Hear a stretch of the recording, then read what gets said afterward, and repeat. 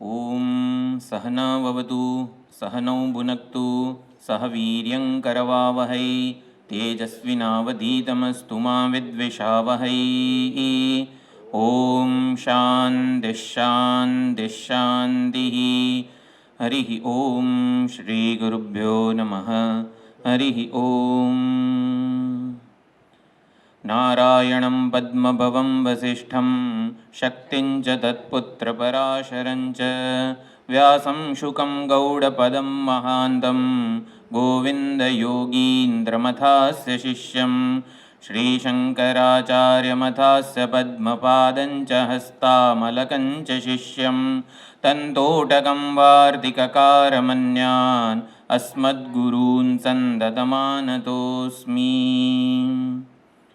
श्रुतिस्मृतिपुराणानाम् आलयं करुणालयं नमामि भगवत्पादं शङ्करं लोकशङ्करं शङ्करं शङ्कराचार्यं केशवं बादरायणं सूत्रभाष्यकृतौ वन्दे भगवन्तौ पुनः पुनः।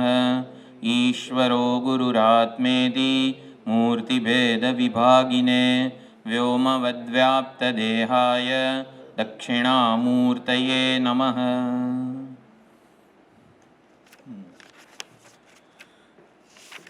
વિષ્ણુ સહસ્રનામ સ્તોત્ર મહાભારતનો ભાગ છે. મહાભારતના અનુશાસન પર્વ જે 13મું પર્વ છે એના 149મો અધ્યાય વિષ્ણુ સહસ્રનામ સ્તોત્ર. ભીષ્મ પિતામહે યુધિષ્ઠિરને સંબોધીને એનું જ્ઞાન આપેલું છે. મૂળે સનતકુમાર દ્વારા રચિત છે અને ભીષ્મ પિતામહ દ્વારા ઉપદિષ્ટ છે. ભીષ્મ પિતામહે ઉપદેશ આપ્યો એટલે ભીષ્મ પિતામહે પોતાની સર્જના નથી, આવી રીતે પરંપરાગત પ્રાપ્ત થાય ને દરેક આ 1000 નામ છે એ ગમે તે ક્રમમાં મૂક્યા છે. ભીષ્મ પિતામહે એવું નથી, ક્રમિક વિચારણા આખી થાય અને એ રીતે ભગવાનના સ્વરૂપનું ચિંતન થાય એમ છે. મહાભારતનું 13મું પર્વ અનુશાસન પર્વ, એમાં 149મો અધ્યાય છે. આટલું થોડુંક એનો સંદર્ભ જોયો. આપણે ભગવાનનું મંગલાચરણ એકવાર કરી લઈએ. 10 દશાવતાર જે ધારણ કરેલા છે અને એ રીતે ભગવાનનું સ્મરણ કરીએ અને એમના વિષ્ણુ સહસ્રનામમાં પણ એમના લીલા ચરિત્ર વગેરેનું ગાન છે, તો આ રીતે પણ આપણે ભગવાનનું સ્મરણ કરી શકીએ છીએ. ના, આ શ્લોક છે ને એ દશાવતારનો છે. વેદાનુદ્ધરતે જગન્નિવહતે ભૂગોલમુદ્બિભ્રતે દૈત્યાન ધારયતે બલિં છલયતે ક્ષત્રક્ષયં કુર્વતે પૌલસ્ત્યં જયતે હલં કલયતે કારુણ્યમાતન્વતે મ્લેચ્છાન મૂર્છયતે દશાકૃતિ કૃતે કૃષ્ણાય તુભ્યં નમઃ. દશાકૃતિ કૃતે કૃષ્ણાય, દશાવતાર ધારણ કરનારા ભગવાન શ્રી કૃષ્ણને સ્વયં અવતારી છે, એમને નમન હો. તો કયા 10 અવતાર છે? વેદાનુદ્ધરતે જગન્નિવહતે, વેદોનો ઉદ્ધાર કર્યો આ માછલીનું રૂપ લઈને મત્સ્યાવતાર વગેરેમાં. સમુદ્ર મંથન વખતે મહાકૂર્મ બનીને પૃથ્વીને પોતાની પીઠ ઉપર ધારણ કરનાર, મહાવરાહના રૂપમાં કારણ અર્ણવ એટલે કે પ્રલયકાલીન જળમાં ડૂબી ગયેલી પૃથ્વીને બચાવી લેનાર, નૃસિંહના રૂપમાં હિરણ્યકશિપુ જેવા રાક્ષસોનું દમન કરનાર, દૈત્યાન દારયતે દમન કરનાર, વામન રૂપે બલિરાજાને છેતરનાર, પરશુરામના રૂપમાં ઉદ્દંડ ક્ષત્રિયોનો વધ કરનાર, રામના રૂપમાં મહાબલી રાવણ પર વિજય મેળવનાર, શ્રી બલરામજીના રૂપમાં હળને શસ્ત્ર તરીકે ધારણ કરનાર અને ભગવાન બુદ્ધના રૂપે કરુણાનો વિસ્તાર કરનાર, કલ્કીના રૂપે મ્લેચ્છોને મૂર્છિત બનાવનાર દશાવતાર રૂપે પ્રગટ થયેલા પરમાત્મા શ્રી કૃષ્ણને નમન હો. લેચ્છાન્મૂર્છયતે પછી એ કલી અવતાર, કારુણ્ય માતન્વતે બુદ્ધ અવતાર, હલમ કલયતે બલરામજી, પૌલસ્ત્યમ જયતે રાવણ પર વિજય પ્રાપ્ત કર્યો, ક્ષત્રક્ષયમ કુર્વતે એટલે પરશુરામજી, બલિમ છલયતે વામન અવતાર, દૈત્યાન દારયતે હિરણ્યકશિપુ માટે નૃસિંહ અવતાર, ભૂગોલમ ઉદ્બિભ્રતે વરાહ અવતાર, વેદાનુદ્ધરતે જગન્નિવહતે મત્સ્ય અવતાર. આ પ્રમાણે દશાવતાર ધારણ કરનાર અવતારી શ્રી કૃષ્ણ પરમાત્માને નમસ્કાર હો. શ્રી રૂપ ગોસ્વામીજીનો ચૈતન્ય ચરિતામૃતમાં આ સુંદર શ્લોક છે.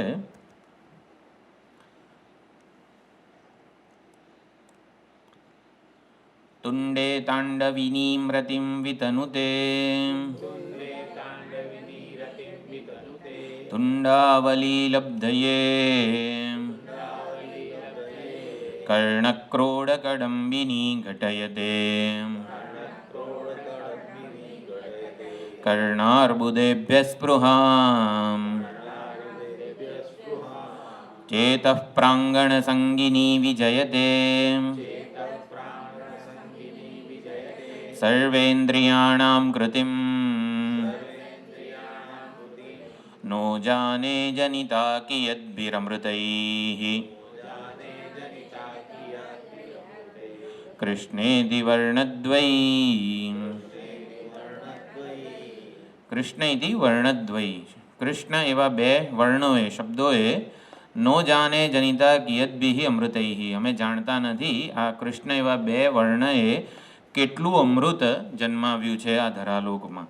એટલે આપણને કૃષ્ણ કૃષ્ણ કૃષ્ણ એવું આપણે ઉચ્ચારણ કરીએ જે આવે છે ક્યાંથી, આપણને એમ લાગે કે આ જીભમાંથી હું કૃષ્ણ કૃષ્ણ બોલું છું, પણ હકીકતમાં એમ કંઈ મફતમાં આપણે શ્રી કૃષ્ણ એવું બોલી શકતા નથી. હકીકતમાં આ કૃષ્ણ પરમાત્મા સ્વયં આપણા આવી રીતે હૃદય કમળમાં સત્સંગ દ્વારા આપણે જે સાંભળ્યું હોય એના દ્વારા આ કર્ણ છિદ્રમાંથી પ્રવેશીને હૃદય કમળમાં આવે. હૃદય કમળની જે પાંખડીઓ હોય, હૃદય કમળ આમ પોયણા જેવું આમ ઊંધું હોય, આપણું સ્થૂળ હૃદય નહીં, જે સૂક્ષ્મ એનું જે છે એ, તો એ આમ પોયણા જેવું બંધ હોય અને એ આમ ખુલે. આ કૃષ્ણ વગેરે સત્સંગ વગેરે કરવાથી ખુલે અને એની એક એક પાંખડી ઉપર શ્રી કૃષ્ણ પરમાત્મા નૃત્ય કરી રહ્યા છે. જે તાલ આપે છે એ તાલથી આ કૃષ્ણ એવા શબ્દોનું ઉચ્ચારણ થાય છે અને એ અમૃત પ્રગટ કરનારું છે. કેટલું અમૃત શ્રી કૃષ્ણ પરમાત્માએ આ હૃદય કમળની પાંખડીઓ ઉપર નૃત્ય કરીને પ્રગટ કરેલું છે, અમે જાણતા નથી. રૂપ ગોસ્વામીજી કહે છે તો આ એટલું બધું અમૃત પ્રગટ કરેલું છે તે અમને તુંડે તાંડવિની રતિમ વિતનુતે તુંડાવલી લબ્ધયે, આ એક મુખથી અમને કૃષ્ણ કૃષ્ણ કૃષ્ણ એવું બોલતા સંતોષ થતો નથી. તુંડાવલી અમને આમ રાવણની જેમ 50,000 માથાઓ પ્રાપ્ત થાય, એટલે કે તુંડાવલી અનેક મુખની હારમાળાઓ અમને પ્રાપ્ત થાય એટલી રતિ આ એક મુખથી શ્રી કૃષ્ણનું નામ ઉચ્ચારણ કરતા થાય છે. એટલું બધું વહાલ ઉભરાય છે વગેરે કે અમને હજારો મુખ હોય એવું અમને એટલી રતિ ઉત્પન્ન થાય છે, એનો વિસ્તાર કરે છે શ્રી કૃષ્ણ એવું નામ. કર્ણ ક્રોડ કદંબિની ઘટયતે કર્ણાર્બુદેભ્ય સ્પૃહમ, અર્બુદ એટલે અબજો. ટૂંકમાં આ બે કાન અમને પર્યાપ્ત નથી કૃષ્ણ એવું જે કર્ણામૃત જે છે એનું પાન કરવા માટે. અમને અર્બુદ આટલા બધા કાન, અબજો કાન પ્રાપ્ત થાય. કર્ણ ક્રોડ કડંબિની, ક્રોડ એટલે આ કાણું, એટલે કે કર્ણરૂપી કાણામાંથી અંદર જઈને જે આ અમૃત પ્રાપ્ત થાય છે કર્ણામૃત, એટલે અમને એવી સ્પૃહા જન્મે છે કે અમને અબજો કાન હોય જેથી અમને એટલા બધા કાનથી કૃષ્ણ કર્ણામૃતનું પાન કરી શકીએ. ચેતઃ પ્રાંગણ સંગીની વિજયતે, જ્યારે શ્રી કૃષ્ણનું નામ ઉચ્ચારણ કરીએ છીએ ત્યારે સર્વેન્દ્રિયાણામ કૃતિમ વિજયતે, તો ચિત્તમાં જ્યારે શ્રી કૃષ્ણનું આવી રીતે નૃત્ય થતું હોય ત્યારે સર્વ ઇન્દ્રિયોની જે પ્રવૃત્તિ છે એના ઉપર વિજય મેળવી દઈએ છીએ. એટલે કે બધી ઇન્દ્રિયો સંકેલાઈ જાય છે, હૃદયમાં સ્થિત થઈ જાય છે. આંખ જ્યારે દૃશ્યનું આવી રીતે દર્શન ન કરતી હોય ત્યારે શું કરે? કાન જ્યારે શબ્દોનું શ્રવણ ના કરતા હોય ત્યારે શું કરે? તો કે પોતાના મૂળ ઉપાદાન એવા હૃદયમાં સ્થિત થઈ જાય. તો સર્વ ઇન્દ્રિયોની કૃતિ કે વ્યાપાર જે છે એના ઉપર વિજય મેળવી શકાય છે, એટલે કે અંતર્મુખ થઈ જવાય છે વગેરે. એવું આ શ્રી કૃષ્ણ એવું આ નામ બે વર્ણ છે. આપણને ખબર નથી શ્રી કૃષ્ણ એવા 2 વર્ણના ઉચ્ચારણોએ કેટલું અમૃત જન્માવ્યું છે. કૃષ્ણનું પવિત્ર નામ જપવામાં આવે ત્યારે તે મુખની અંદર નૃત્ય કરતું જણાય છે. ને આપણે બધા ઘણા મુખની ઈચ્છા કરીએ છીએ. જ્યારે તે નામ કાનના છિદ્રોમાં પ્રવેશ કરે છે ત્યારે આપણને લાખો અબજો કાનની ઈચ્છા કરીએ છીએ. જ્યારે પવિત્ર નામ હૃદયના આંગણામાં નૃત્ય કરે છે ત્યારે તે મનની સઘળી વૃત્તિઓ ઉપર વિજય મેળવે છે અને બધી ઇન્દ્રિયો જડ થઈ જાય છે, સંકેલાઈ જાય છે. કૃષ્ણાય તુભ્યમ નમઃ. ધ્યાન શ્લોક વિષ્ણુ સહસ્રનામ. એક આ આપણી જે સામાન્ય ચોપડી જે છે વિષ્ણુ સહસ્રનામની, એમાં નારાયણીયમ સ્તોત્ર નો પ્રથમ શ્લોક છે. એટલે નારાયણીયમ ગુરુવાયુર જે છે ત્યાં આપણું સાઉથમાં ગુરુવાયુર સ્થાન છે. ગુરુ અને વાયુ એ બંને જે સ્થાપના કરેલી છે એ સ્થાનની, તો ત્યાંથી એક આખી નારાયણીયમ ઉપર પુસ્તક છે. એમાં એનું ભાષાંતર પણ છે હિન્દીમાં, સંસ્કૃતમાં અન્વય સહિત એનું ગુજરાતી કર્યું છે. અને નારાયણ, જેમ આપણે ભગવદ્ ગીતાનું પારાયણ કરીએ વગેરે આપણા માટે એ પ્રસિદ્ધ છે, આવી રીતે સાઉથમાં નારાયણીયમનું પારાયણ કરનારા ઘણા બધા વિદ્વાનો છે. એ પણ આપણા બરોડાવાળા માતાજી કરતા જ હોય છે નારાયણ પારાયણ. એ પણ એક કરવા જેવું છે. ઘણું લાંબુ છે જોકે. સાંદ્રાનંદાવબોધાત્મકમપુનિતમ કાલદેશાવધિભ્યામ નિર્મુક્તમ નિત્યમુક્તમ નિગમશતસહસ્રેણ નિર્ભાસ્યમાનમ અસ્પષ્ટમ દૃષ્ટમાત્રે પુનરુરુપુરુષાર્થાત્મકમ બ્રહ્મતત્વમ તત્તાવદ્ભાતિ સાક્ષાત ગુરુપવનપુરે હંત ભાગ્યમ જનાનામ. હંત અહીંયા એક આશ્ચર્યકારક શબ્દ છે. આહા, અહો, આમ એવું થાય. હંત ભાગ્યમ જનાનામ, મનુષ્યનું ભાગ્ય તો જુઓ. તાવત ભાતિ સાક્ષાત ગુરુપવનપુરે, ગુરુવાયુર સ્થાનમાં સાક્ષાત આ ભગવાન શ્રી કૃષ્ણ જે છે એ સાક્ષાત પ્રગટ થયેલા છે. સાંદ્ર આનંદ અવબોધાત્મક. સાંદ્ર એટલે અત્યંત ઘન, એટલે આનંદ ઘન, અને અવબોધ એટલે જ્ઞાન, અને આનંદ એટલે આનંદ. આનંદ ઘન અને જ્ઞાન ઘન, અવબોધાત્મક. તો જ્ઞાન ઘન અને આનંદ ઘન સ્વરૂપ છે. અનુપમિતમ, જેની ઉપમા આપી શકાય એમ નથી. કાલ દેશ અવધિભ્યામ નિર્મુક્તમ, એટલે કે દેશ અને કાળની મર્યાદાથી, સીમાથી, શરતોથી મુક્ત છે, નિત્ય મુક્ત છે. નિગમ શતસહસ્રેણ નિર્ભાસ્યમાનમ, સંપૂર્ણ શત એટલે 100 અને હજારો, એટલે કે બધા જ વેદ શાસ્ત્રો, નિગમ આગમ વગેરે શાસ્ત્રો દ્વારા નિર્ભાસ્યમાનમ, એટલે કે બધા એનું જ પ્રતિપાદન કરી રહ્યા છે, એના જ જ્ઞાનને વરેલા છે બધા જ શાસ્ત્રો. છતાં પણ જે અસ્પષ્ટ છે, હકીકત કોઈને પણ પૂછો, ભાઈ પરમાત્મા તત્વ સમજાઈ ગયું, આટલું બધું શ્રવણ કર્યું છે, તો ભાઈ હજી વેદો જેવી રીતે કહે છે ને એટલું હું હજી સમજો નથી. બધા વેદોના આ તે બધું ટૂંકમાં ઉપનિષદો ભણીએ, પ્રકરણ ગ્રંથો ભણીએ, બધા સ્તોત્રો વગેરેનું પાઠ પારાયણ કરીએ, બધું કરીએ, પણ હજી અસ્પષ્ટમ, ભાઈ પરમાત્મા તત્વ જેવું આચાર્યોએ હૃદયંગમ કરેલું છે એવું હજી મેં કર્યું નથી, એવું બધાને થાય જાણે કે. છતાં અસ્પષ્ટ છે, અસ્પષ્ટમ ભાતિ એવું કહેવાય. દૃષ્ટ માત્રે, જેના દર્શન માત્રથી પુનઃ ઉરુ ઉરુ ઉરુ ઉરુ એટલે અનેક, એટલે કે ધર્મ, અર્થ, કામ અને મોક્ષ, ચારે પુરુષાર્થ, એટલે ભગવાનનું એક નામ પુરુષાર્થ મૂર્તિ છે. એટલે ભગવાનના દર્શન થાય તો સર્વ પુરુષાર્થ, એટલે મોક્ષ પ્રાપ્ત થાય તો ધર્મ, અર્થ, કામ માટે કંઈ બીજો જુદો પ્રયત્ન કરવાનો શેષ રહે નહીં. એટલે ઉરુ પુરુષાર્થાત્મકમ, એટલે મોક્ષ સ્વરૂપે પ્રગટ થઈ જનાર છે, મોક્ષ સ્વરૂપ છે. એટલે દર્શન માત્રથી, જેના દર્શન માત્રથી એટલે પ્રસન્ન થાય ત્યારે દર્શન આપે છે.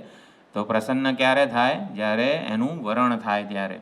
એટલે વરણ માત્રથી દર્શન આપે, દર્શન માત્ર પ્રસન્ન થાય, પ્રસન્ન થઈને ચારે ચાર પુરુષાર્થ જે છે એને પ્રગટ કરે છે, એવું બ્રહ્મતત્વ છે. બ્રહ્મ અભિધ, અભિધ એટલે નામ, તો બ્રહ્મતત્વ જેને કહેવામાં આવે છે, પારમાર્થિક તત્વ, એ અહીં પ્રત્યક્ષ ભાસમાન છે. આહા, મનુષ્યોની શું મહાનતા છે!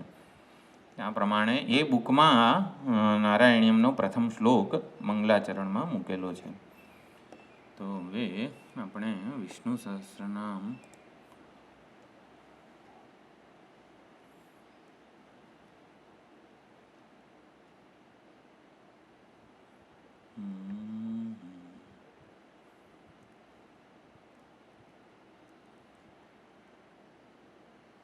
આખી પૂર્વ પીઠિકા એટલે 2-3 ભાગ કહેવાય. પૂર્વ પીઠિકા, પછી વિષ્ણુ સહસ્રનામ સ્તોત્ર અને ફળશ્રુતિ. પૂર્વ પીઠિકામાં અંગન્યાસ, કરન્યાસ વગેરે વિધિ પણ છે, ધ્યાન છે, અને એ પ્રમાણે આપણે સમજી શકીએ છીએ. એક આ જે ટીકા છે ને એમાં આ વસ્તુ આપણે સમજવાની છે. આનું મહાત્મ્ય જે છે, મહાભારત સારત્વાદ ઋષિભિ પરિગાનતઃ વેદાચાર્ય સમાહારાત ભીષ્મ ઉત્કૃષ્ટ મતત્વતઃ.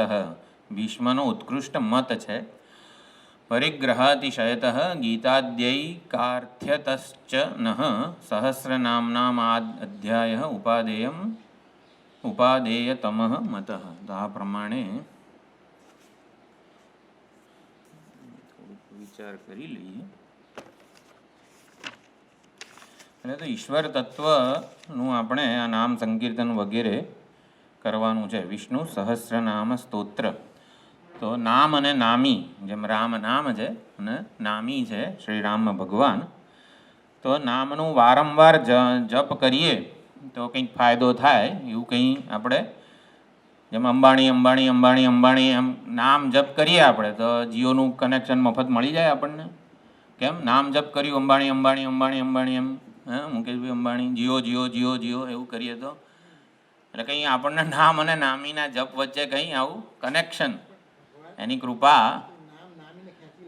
નામ નામીને રામચરિત માનસની પ્રસ્તાવનામાં તો પણ આવું અંબાણી અંબાણી અંબાણી એવું કરીએ તો કેમ ના થાય? આપણને જીવનું કનેક્શન મફત મળી જવું જોઈએ ને.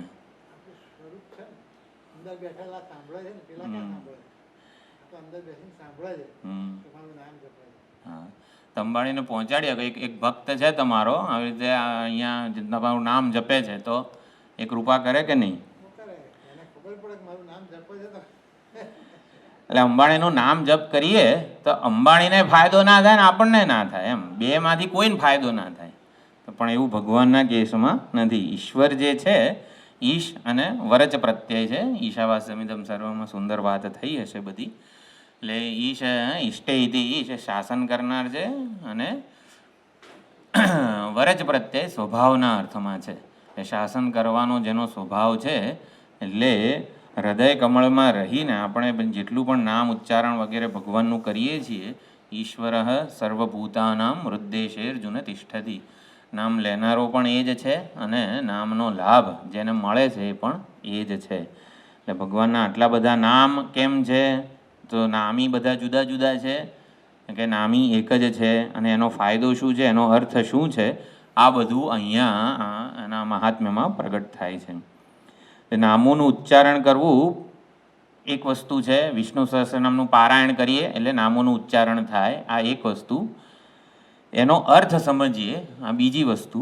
અને અર્થ સમજીને પારાયણ કરીએ, આ ત્રીજી વસ્તુ. અર્થ સમજીને પારાયણ કરીએ, વિશ્વમ વિષ્ણુ વષટકારો એટલે બધું આમ આપણે તો નામ જપ કરતા હોઈએ, પારાયણ કરતા હોઈએ ત્યારે એનો અર્થ સામાન્ય રીતે કઈ રીતે યાદ રાખી શકાય વગેરે. તો પારાયણ કરતી વખતે તો પારાયણ હોય એમાં એ વાચિક પૂજા છે, એટલા જ માટે આ અંગન્યાસ વગેરે એનું ધ્યાન, સૌથી પહેલાં ઈષ્ટ દેવતાનું ધ્યાન. એટલે પારાયણ કરતાં પહેલાં જે વસ્તુ થવી જોઈએ એના ઉપર ખાસ ભાર મૂકવામાં આવે છે. એટલે વિષ્ણુ ભગવાનનું ધ્યાન હોય, વિષ્ણુ ભગવાન માટે અત્યંત હૃદયસ્થ પ્રેમ પ્રગટ થયેલો હોય. આ પારાયણ દ્વારા એ પરમાત્માની કૃપા, અનુગ્રહ, પ્રસન્નતા પ્રાપ્ત કરવાનો નિસ્વાર્થ પ્રયત્ન હોય. એટલે આવું પારાયણ પહેલાં આપણે ધ્યાન કરવાનું હોય છે કે માત્ર ઈશ્વર પ્રસન્ન થાય એવો નિસ્વાર્થ પ્રેમ મારામાં પ્રગટ થાય. ઈશ્વરની પ્રસન્નતા ક્યારે થાય? જ્યારે આપણે નિસ્વાર્થ હોઈએ ત્યારે. આપણે કંઈક કે ભાઈ મારું આ જે એક્ઝામ છે ભગવાન સાચવજો, વિષ્ણુ સહસ્રનામ કરું છું, તો ઈશ્વર પ્રસન્ન થઈને ઓલું એક્ઝામમાં એમની કૃપા થઈ જાય. પણ ઈશ્વર પ્રસન્ન થાય એટલી જ માત્ર ભાવના હોય તો એ નિસ્વાર્થ પ્રેમ કહેવાય, નિષ્કપટ પ્રેમ, નિષ્કામ પ્રેમ કહેવાય. એટલે ઈશ્વરાય નમઃ એક નામ છે, અનીશ્વરાય નમઃ એવું પણ એક નામ છે વિષ્ણુ સહસ્રનામમાં. તો અનીશ્વર એટલે જે ઈશ્વર નથી એ એવું નહીં, જેનો કોઈ ઈશ્વર નથી, જેનો કોઈ શાસક નથી. એટલે જેનું નિરંકુશ સ્વાતંત્ર્ય છે, જેનું નિરંકુશ શાસન છે બધા ઉપર, કોઈના ઉપર અધીન નથી, કોઈ કાયદાને અધીન નથી. એટલે એવા પરમાત્મા છે ઈશ્વર.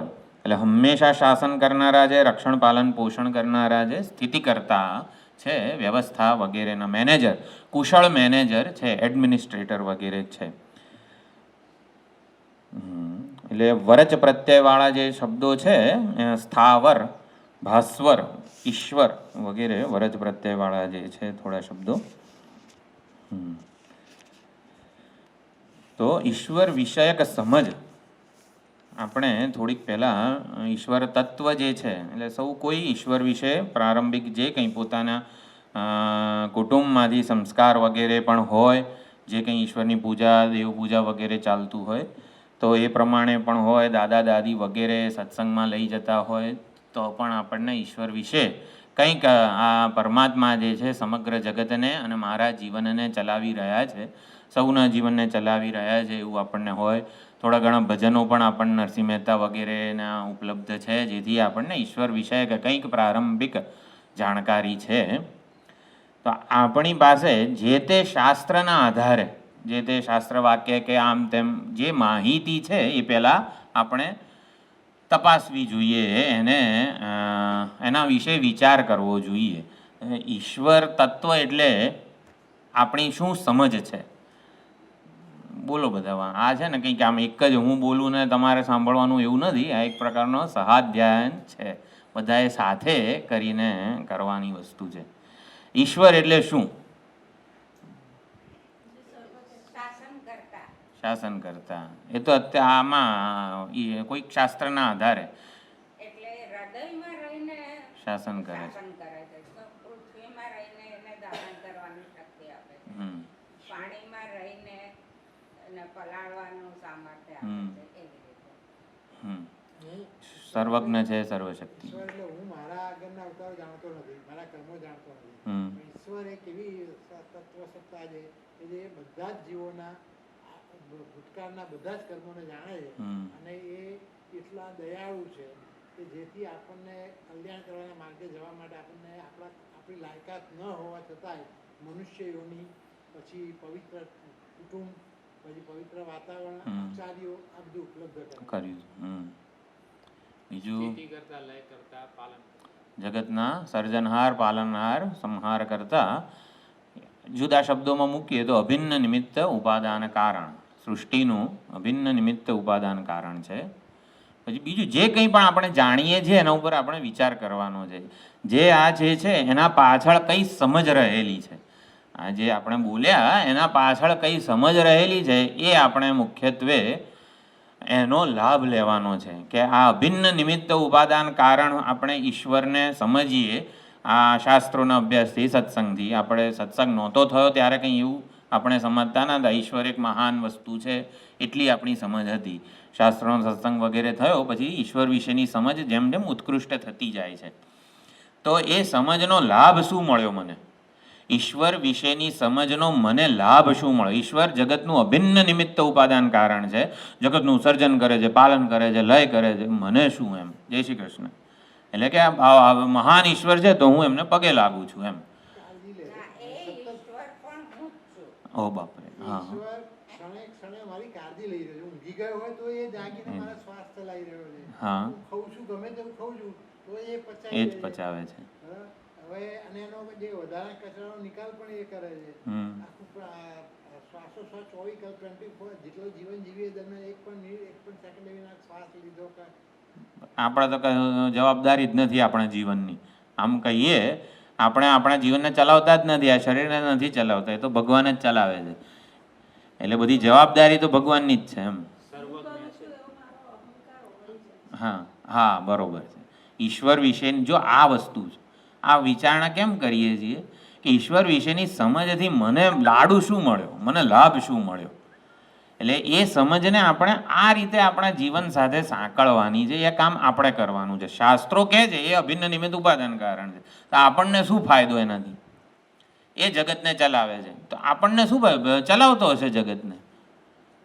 એટલે આપણે વાત કરી જેમ કે આ શરીરને હું બધું જ મેં કીધું કે જીવન એ ચલાવે છે, બધું એ જ કરે છે, એ જ શ્વાસ લે છે, એ જ ખાય છે ને પચાવે છે ને બધું કરે છે. આપણે શું કરીએ છીએ?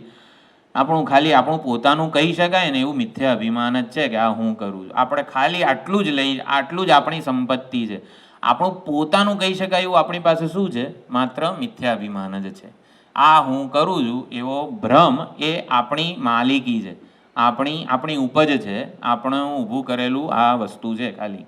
એટલે એના ઉપર આપણો હક છે કે એના ઉપર એક ભ્રમ ઉપર આપણે પોતે આપણા જીવનનો આખો આધાર રાખેલો છે.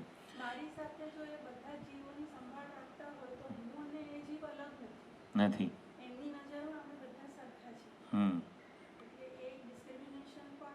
ભેદભાવ, જુદાઈની લાગણી જે છે, ઈશ્વર જ બધાના જીવનને ચલાવી રહ્યો હોય તો સર્વના મનમાં, સર્વના હૃદયમાં રહીને કર્મોની વગેરેની પ્રેરણા પણ એ જ આપે છે. એટલે એ જ કરી રહ્યો છે અને એ જ ભોગવી રહ્યો છે. કરતા ભોગતા ઈશ્વર જ છે, હું નથી.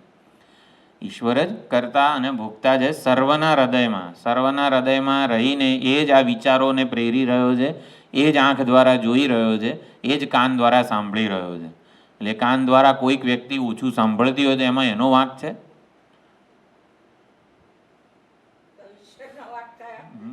કરતા અને ભોગતા બંને ઈશ્વર છે. કરતા અને ભોગતા બંને ઈશ્વર છે. એટલે આપણને એવું લાગે કે ઓલું ઓછું સાંભળે છે એટલે મારે વધારે મોટેથી બોલવું પડે છે, તો મોટેથી બોલનારો છે કોણ? હા, કરતા અને ભોગતા. ક્ષેત્રજ્ઞમ ચાપી મામ વિદ્ધિ સર્વ ક્ષેત્રેષુ ભારત. દરેકે દરેક ઈશ્વર વિશેની સમજ કયા શાસ્ત્ર વાક્યમાંથી આવે છે એ પણ સમજવાનું છે. એટલે એક એક વાક્ય જે છે ને એ આપણને કયું ડાયમેન્શન પ્રદાન કરે છે. એટલે ઈશ્વર સર્વના હૃદયમાં રહેલું કરતા ભોગતા ચૈતન્ય છે, એ જ કરી રહ્યો છે, એ જ ભોગવી રહ્યો છે, સર્વ કરતા છે, સર્વ કર્મ ભોગવનાર પણ એ જ છે. મહાનતા ખબર નથી પડતી, કારણ કે જે ઈશ્વર જે ચૈતન્ય આખું સૂર્યમંડળ ચલાવી રહ્યો છે એ જ અહીંયા આવેલો છે. બરાબર, હવે આપણે એને નિગ્લિજિબલ ગણી એની નોંધ નથી લેતા. યશ્ચા સાવાદિત્યે સ એક યશ્ચાયમ પુરુષે યશ્ચા સાવાદિત્યે સ એક. આ હૃદયમાં એટલે કે આ વ્યષ્ટિ ઉપાધિમાં રહેલું ચૈતન્ય અને સમગ્ર જગતને ચલાવનાર જે હિરણ્યગર્ભ ચૈતન્ય છે અથવા તો સમષ્ટિ ચૈતન્ય છે, એક જ છે. સમગ્ર જગતને ચલાવનાર એ જ આ વ્યષ્ટિ એક ઉપાધિને પણ ચલાવી જ રહ્યો છે. અને એક બીજી વસ્તુ, બીજું કંઈક આમ ઈશ્વર વિશે કંઈક સાંભળેલું હોય અને કંઈક આવી રીતે એનો લાભ આપણને શું મળ્યો એ આપણે કનેક્ટ કરવાનું છે. મુશ્કેલીમાં હોઉં તો ઘણી વખત જે મને વિચાર્યું ના હોય એવી મદદ મળે છે તો એ ઈશ્વર રૂપે જ, ઈશ્વર જ કોઈને કોઈ રૂપે નિમિત્તે ઊભા થાય છે. બરોબર. ઉદ્ધારક જગતની વધે બધા ઈશ્વર જાણે કે મારો પક્ષપાતી બનીને મારું કામ. એને શું કહેવાય? નિષ્પક્ષ ભગવાન પક્ષપાતી બને છે, અધિવક્તા બને છે. હા, સુહૃત. સુહૃત છે એટલે કોઈ બદલા ઉપકારની અપેક્ષા વગર એ આપણને મદદ કરે છે. પક્ષપાત લે છે એટલે પક્ષપાત કરે છે એટલે આપણને અનુકૂળ બને છે. એટલે આ વસ્તુ જે છે ને આને કહેવાય ભરોસો. કે ઈશ્વરનો ભરોસો આપણને હોય. દેહ ભરોસો છોડી પ્રાણી દેવ ભરોસો રાખ. રંગઅવધૂતજી મહારાજ કહે છે દેહ ભરોસો, આપણને આપણા દેહ ઉપર ભરોસો છે. તો દેહ ભરોસો છોડી પ્રાણી, હે જીવ, દેહ ભરોસો છોડ અને દેવ એટલે કે ઈશ્વરનો ભરોસો રાખ. વિશ્વસનીય આધાર છે આપણા જીવનનો. ઈશ્વર માટે પ્રેમ આપણા હૃદયમાં છે જ.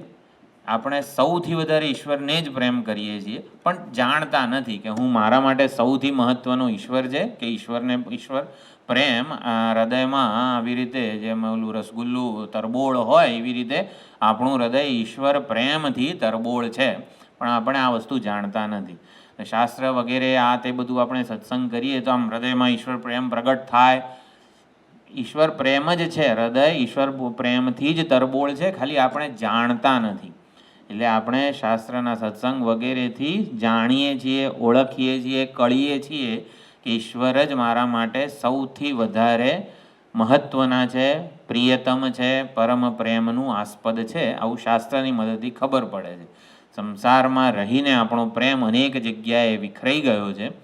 આ ઈશ્વર આ સત્સંગ વગેરે દ્વારા આ વિખરાઈ ગયેલા પ્રેમને એક નીકમાં વહેવાનો તક મળે છે. એટલે આપણો બધો પ્રેમ ચેનલાઇઝ થાય છે અને ઈશ્વર તરફ કેન્દ્રિત થાય છે. એટલા માટે આમ લાગે કે આ સત્સંગ વગેરે દ્વારા આપણા જીવનમાં ઈશ્વર વગેરેનો પ્રવેશ થયો, ઈશ્વર સાથે સંબંધ જોડાયો. તો આપણો પ્રેમ એ આપણો સ્વભાવ જ છે, સચ્ચિદાનંદ સ્વરૂપ જ આ પ્રેમ રૂપે પ્રગટ થાય છે. પરંતુ અજ્ઞાનને લીધે એ પ્રેમ બહિર્મુખ થયો છે, વહેંચાઈ ગયો છે, વિખરાઈ ગયો છે. તો સત્સંગ વગેરે દ્વારા એ પ્રેમને એક દિશા, સાચી દિશા મળે છે. શબ્દ બ્રહ્મના રૂપમાં છે એટલે આપણી અંદર હા પ્રવેશ કરે. સત્સંગ દ્વારા આપણે હૃદયની અંદર એ પ્રવેશ કરે. એટલે આમાં જે ઈશ્વર માટે પ્રેમ કેમ હોવો જોઈએ એના કારણો આપણે પહેલાં અમુક વખતે કંઈક વિચારેલા હતા.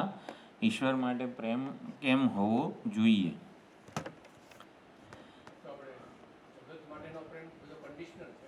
હા, અનકન્ડિશનલ છે. એ જાણવાનું છે, એ સાધ્ય છે. ઈશ્વર પ્રત્યે કોઈ પણ પ્રકારનો પૂર્વગ્રહ નથી. કારણ કે આજે મને તમારા પ્રત્યે પૂર્વગ્રહ હોય તો પ્રેમ ના કરી શકે. ઈશ્વર એવું તત્વ છે જે કોઈને બી એના પ્રત્યે પૂર્વગ્રહ નહીં હોય. સિવાય કે અમુક જે રાવણ જે કંસને વાત કરતા, આપણા ધાર્યા પ્રમાણે જ્યારે ન થાય ત્યારે ઈશ્વર માટે પ્રેમ હોય છે? નથી હોતો. હા, ગુસ્સો આવે છે, એને વઢીએ છીએ. આટલા વર્ષોથી માત્ર ને માત્ર શ્રવણને વરેલા છીએ તો પ્રગટ કેમ નથી થતો? પ્રેમના ભાગરૂપે મા બાળકને વઢે, બરાબર, તો એકબીજાનો પ્રેમ હોય ઈશ્વર પ્રત્યે તો જ આપણે એને વઢી શકીએ ને. વાસ્તવમાં તો પ્રેમ છે તો જ આપણે એને હક કરી શકીએ. નહીં તો તેને આપણે કંઈ ફરિયાદ કરવાનું કોઈ કારણ નથી. હક ના બનતો હોય મારો તો મારે એને કંઈ કહેવાનો મારો અધિકાર જ નહીં બનતો. પણ મારો પ્રેમ છે, મારો પ્રિયતમ છે, માટે હું એને કહી શકું છું ભાઈ તું આ કામ કામ કરતો નથી, મારું જલ્દી કર, ઊભો થા જલ્દી. ઉત્તિષ્ઠોત્તિષ્ઠ ગોવિંદ ઉત્તિષ્ઠ ગરુડ. ઈશ્વર તો છેલ્લે કલ્યાણકારી જ છે. હા, આપણને વિપરીત પરિસ્થિતિ આપીને પણ આપણા કર્મનો જે ખરાબ કર્મ છે પૂર્વના ક્ષય કરી રહ્યો છે અને આપણને હા, એ માનો રોલ, એ શ્રદ્ધાનો વિષય છે. માનો રોલ બી ભજવે છે, પ્રેમ આપવાનો અને કાન મચડવાનો, અને પિતાનો રોલ પણ રોલ ભજવે છે, જવાબદાર છે. એમ એક જવાબદારી કે જેને કહેવાય ને રિસ્પોન્સિબલ, એક વડીલ કેવા રિસ્પોન્સિબલ હોય બધા કુટુંબના એના માટે, એવી રીતે આપણા જીવનનો એક વિશ્વસનીય આધાર છે. પણ પ્રેમ વસ્તુ, પ્રેમ છે ને, શ્રદ્ધા હોય તો પ્રેમ એટલે શ્રદ્ધેય માનીએ આપણે ઈશ્વરને કે ગમે તે કરે, મને આવી રીતે કંઈક દુઃખ કે વિપરીત પરિસ્થિતિ મારા જીવનમાં જન્મ આવે તો પણ એ મારું કલ્યાણ કરી રહ્યો છે, શ્રદ્ધાનો વિષય છે. એ શ્રદ્ધા હોય ત્યારે ઈશ્વર મારાથી જુદા હોય. શ્રદ્ધેય ઈશ્વર એ મારાથી જુદા હોય છે કે મારા જીવનનું નિયંત્રણ કરનાર ક્યાંક વગેરે આમ તેમ. એટલે શ્રદ્ધા હોય ને ત્યાં પૂરેપૂરો પ્રેમ, નિષ્કપટ પ્રેમ વગેરે છે ને પ્રગટ નથી થતો. એટલે ઈશ્વર શ્રદ્ધેયમાંથી વિજ્ઞેય બનવા જોઈએ. એટલે ભક્તિ સંપ્રદાય કે ગમે તે સગુણ નિરાકાર સ્વરૂપ જે છે પરમાત્માનું એ શ્રદ્ધેય છે. એટલે એ જગતનું અભિન્ન નિમિત્ત ઉપાદાન કારણ છે, જગતને ચલાવે છે, મારા જીવનને ચલાવે છે વગેરે બધું કહેવાય. એટલે શ્રદ્ધેય ઈશ્વર આપણા કરતાં જુદા હોય, અને જ્યાં સુધી જુદા હોય ને ત્યાં સુધી આપણો પ્રેમ નિષ્કપટ ન હોઈ શકે. નિષ્કપટ કહો, નિષ્કામ કહો. મારાથી જુદી વસ્તુ, જુદી વ્યક્તિને હું નિષ્કારણ, નિષ્કપટ, નિષ્કામ પ્રેમ પહોંચાડી ના શકું. એટલે ઈશ્વર આપણા આત્મ સ્વરૂપે જ્ઞેય, વિજ્ઞેય હોય ત્યારે જ ઈશ્વર, એવું સમજીએ ત્યારે જ ઈશ્વરને આપણો સૌથી વધારે પ્રેમ પહોંચે. એટલે ઈશ્વર શ્રદ્ધેય હોય ત્યારે એ વ્યવહારનો વિષય છે. વ્યવહારમાં ઈશ્વરની કૃપા, આવાહન વગેરે, અનુગ્રહ વગેરે એનું કામ છે. અને ઈશ્વર જ્યારે વિજ્ઞેય બને ત્યારે વિજ્ઞેય બનાવવાનો છે, શ્રદ્ધેયને વિજ્ઞેય બનાવવાનો છે, તો પછી આપણો પ્રેમ સૌથી વધારે એને પહોંચી શકે. ઈશ્વર જગતનું અભિન્ન નિમિત્ત ઉપાદાન કારણ છે, બધું મુશ્કેલીઓમાંથી ઉદ્ધાર કરે છે. એ પ્રેમ તો શરતી પ્રેમ કહેવાય. એ જગતને ચલાવે છે, મારા જીવનને ચલાવે છે. ના ચલાવતો હોય તો પ્રેમ હોય? એટલે ઈશ્વર ધારો કે સૂઈ જ રહેતો હોય ક્ષીરસાગરમાં, તો આપણને પ્રેમ જન્મે, આ તો હારો ઊંઘ્યા જ કરે છે, તો ના પ્રેમ જન્મે ને. આપણને ઈશ્વર માટે પ્રેમ જન્માવ નિષ્કપટ કે નિસ્વાર્થ પ્રેમની વાત છે. એવું ક્યારે જન્મે? ઈશ્વર કંઈક કરે તો જન્મે ને, એ ઓલો પ્રેમ કહેવાય, સ્વાર્થી પ્રેમ. મને જ મારા પ્રત્યે નિષ્કામ પ્રેમ હોય હા. તો એને હું મારા સ્વરૂપ તરીકે જાણું, હું ને એના ભિન્નતા ના રાખું તો જ નિષ્કામ કરી શકું, બાકી તો ક્યારે ના કરી શકું. એ તો પછી જ્ઞાનનો વિષય છે, પણ અત્યારે આપણને ઈશ્વર માટે એક નિસ્વાર્થ પ્રેમ હૃદયમાં જન્માવવો હોય તો આમ શું વિચાર ભાથું હોય? મને ઈશ્વર માટે નિસ્વાર્થ નિષ્કામ પ્રેમ જન્મે એવો કોઈક વિચાર મારે કરવો છે. શરણાગતિ ભાવ, એટલે ઈશ્વર કંઈક કરે છે ને માટે એવું છે, એવું હોય તો એ પ્રેમ સ્વાર્થી પ્રેમ થઈ જાય. કોના માટે આપણને આમ સાચો પ્રેમ નિષ્કામ પ્રેમ હોય તો ભાઈ કીધું આત્મા માટે વગેરે. તો આત્મા માટે કેમ છે? પોતાના માટે આપણને બિનશરતી નિરતિશય બિનશરતી કોઈ પ્રકારની શરત વગરનો પ્રેમ છે. એવું કેમ છે? કારણ કે હું મને આત્મનસ્તો કામાય સર્વમ બ્રહ્મ ભવતી, પણ એનો અર્થ શું એમ? મને કેમ ચાહું કે હું મને સૌથી પ્રિય છું. કેમ? એ આત્માનો જ આનંદ છે. બહારથી જે આનંદ મળે છે એ પળભર માટે ઢાંકે છે. કારણ કે હું જીવો છું એવું સ્વીકાર્ય છું. હા, બસ. હું મને સૌથી વધારે પ્રેમ કેમ કરું છું? મારા માટે મારી જાત સૌથી વધારે અગત્યની છે. કેમ કે જેવો છું ને એવો મને પોતાને સ્વીકૃત છું. હું મારો આટલું વજન છે, આટલી હાઈટ છે, આ છે તે મારી મર્યાદાઓનો અને મારી વિશેષતાઓનો મેં મારા માટે પૂર્ણ સ્વીકાર કરેલો છે. એટલે નિષ્કપટ બિનશરતી પ્રેમ આત્મા માટે જ હોય. એમ જેવો છે ને એવો સ્વીકાર કરેલો છે. એટલે ઈશ્વર માટે આપણને ક્યારે બિનશરતી પ્રેમ હોય? અરે પ્રેમ છે, પણ કેમ? કારણ કે ઈશ્વરે મારો બિનશરતી સ્વીકાર કરેલો છે. આપણે જ્યારે પણ ભગવાનની પૂજા વગેરે કરતા હોઈએ ત્યારે આપણે નિવેદ ધરાવીએ કે ગમે તે કરીએ ત્યારે કંઈક મીઠું મરચું કે કંઈક વધારે પડી ગયું હોય કે ભગવાન સાચવી લેજે, ભાઈ મારાથી આ ભૂલ થઈ ગઈ છે, કે આવું થયું છે, કે ભગવાન આજે મારાથી જૂઠું બોલાઈ ગયું, ભગવાન મારા અપ્રામાણિક થઈ ગયો કે ગમે તેમ. એટલે આપણે આપણી બધી જ મર્યાદાઓને પ્રગટ એની સામે કરી શકીએ છીએ. કેમ? એક લાફો મારવાનો હોય તો આપણે કહીએ એને કંઈ?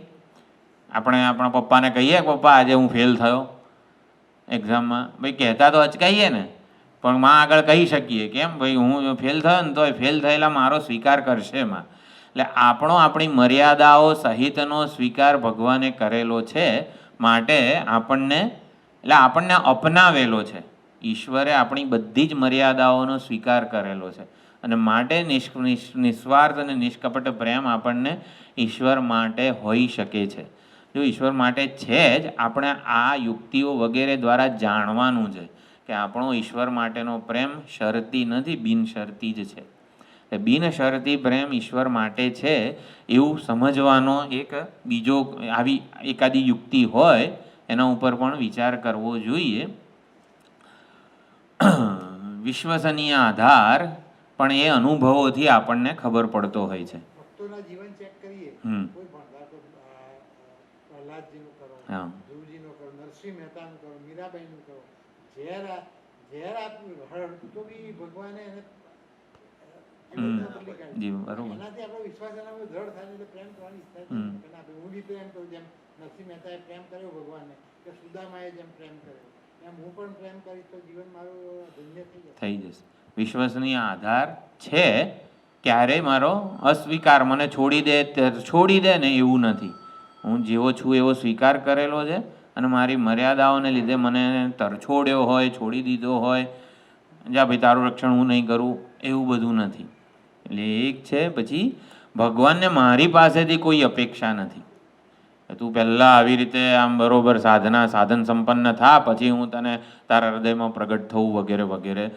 તો એવી કોઈ મારી પાસેથી હું સાધન ચતુષ્ટય સંપન્ન થવું ને પછી આમ ભગવાન પ્રસન્ન થાય એવું નથી. એટલે ભગવાનને મારી પાસેથી કોઈ અપેક્ષા નથી, કોઈ પ્રયોજન નથી.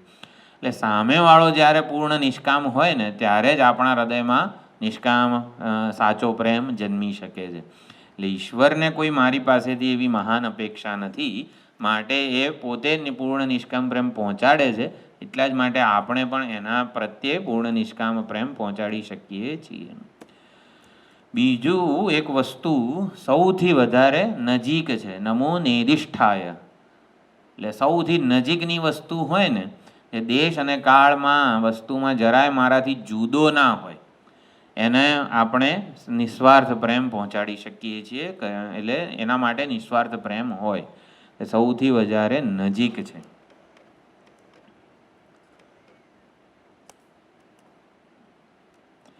બીજું, ઈશ્વર માટે નિસ્વાર્થ પ્રેમ કેમ હોય? કારણ કે ઈશ્વર પ્રેમ જ આપણની બધી જ આંતરિક ઉણપ, આંતરિક અસંતોષ, આંતરિક અસ્વીકાર, એટલે ભગવાન પાસે બેસીએ ત્યારે આપણે સંતુષ્ટ હોઈએ છીએ. કેમ? કારણ કે આંતરિક અસંતોષને ઈશ્વર નું જે ચિંતન વગેરે જે છે દૂર કરે છે. એટલે ઈશ્વરનું ચિંતન આંતરિક અસંતોષ, આંતરિક ઉણપ, આંતરિક અધૂરપ, આંતરિક મર્યાદાઓ વગેરેની સભાનતાથી મુક્ત કરનારું છે. અને એટલા માટે આપણે હંમેશા પ્રેમથી, પ્રસન્નતાથી, શાંતિથી, સ્વસ્થતાથી તરબોળ થઈ શકીએ છીએ. ઈશ્વર નામ સંકીર્તનથી માંડીને જે કંઈ પણ છે, ઈશ્વર સત્સંગ વગેરે એના દ્વારા. સત્સંગ વગેરેમાં મજા કેમ આવે છે? કારણ કે સત્સંગ વગેરેના વિચારો આપણના આંતરિક અસંતોષને, આંતરિક અસ્વીકારને, આંતરિક ત્રુટિ, અધૂરપ, અપૂર્ણતા વગેરેને દૂર કરે છે. ઈશ્વર વિષયક જે કંઈ પણ વિચારણા જે છે એ આપણા અજ્ઞાનની અભિવ્યક્તિઓ જે છે બધી એને દૂર કરનારું છે. અને એટલે એ બધાના ભારથી આપણે હળવા બનીએ છીએ. નિર્ભાર અવસ્થા આપણે એનો અનુભવ કરી શકીએ છીએ આ ઈશ્વરના ચિંતન, સત્સંગ વગેરે દ્વારા. નિર્ભાર અવસ્થા કે જ્યારે આપણા બોજ ના હોય. કયો બોજ? એક અસંતોષનો, અસ્વીકારનો, કર્તૃત્વનો, ચિંતાનો કોઈ બોજ ન હોય. ઈશ્વર ચિંતન નિર્ભાર બનાવે છે આપણને. માટે પણ ઈશ્વર માટે નિષ્કપટ પ્રેમ છે. બીજું એક આ પ્રતિજ્ઞા પાલન, નમે ભક્ત પ્રણશ્યતિ કે ગમે તે જન્મ કર્મ ચ મેદ એવમ યો વેત્તિ તત્વતઃ, ભગવાનના પ્રતિજ્ઞાપૂર્વકના શબ્દો. આપણે ભગવદ્ ગીતાની એકાદ બે વર્ષ પહેલાં કંઈક ક્વિઝ લીધેલી કે ભગવાનના પ્રતિજ્ઞાવાળા ભગવદ્ ગીતાના વાક્યો કયા કયા છે, કે આવું જે જાણે એ મુક્ત થઈ જાય. કે આમ મારા નમે ભક્ત પ્રણશ્યતિ યોગક્ષેમમ વહામ્યહમ વગેરે બધું તો છે જ, પણ સેંકડો છે. આપણે તો કેટલા વિચારેલા હતા.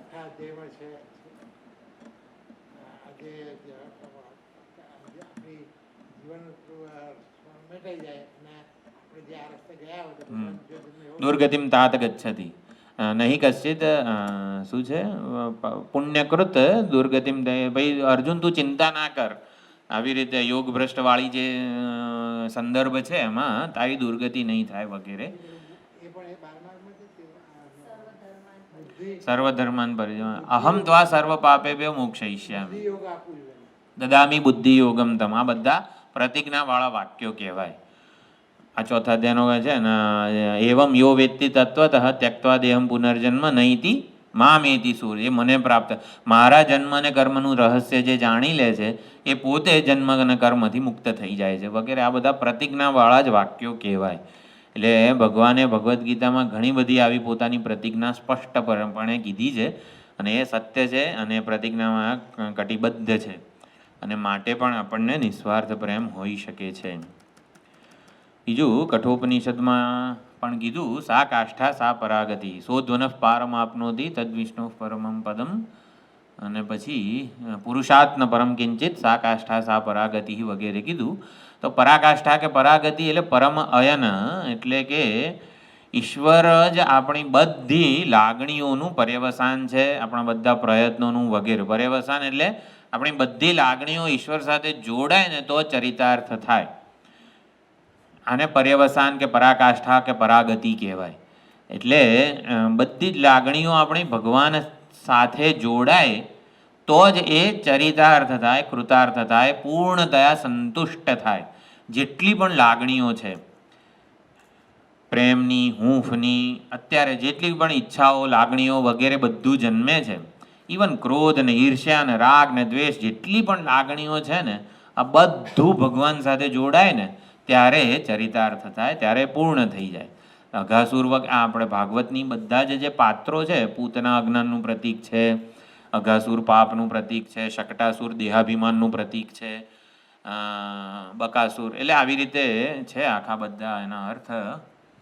એ નોટ લાવ્યો તો નથી, પણ એમ આપણી બધી જ લાગણીઓ ભગવાન સાથે જોડાય ત્યારે એનો ઉદ્ધાર થાય છે. એટલે લાગણીઓનું પર્યવસાન ઈશ્વર છે. મારી બધી જ લાગણીઓને ગમે તે વિચારીને, ગમે તે યુક્તિપૂર્વક આપણે ભગવાન સાથે જોડવી જોઈએ. આપણે નીલકંઠમાં સુંદર વિચાર થયો છે, ક્રોધ આવે તોય એને ભગવાન સાથે કેવી રીતે જોડવું, દ્વેષ આવે તોય ભગવાન સાથે કેવી રીતે જોડવું.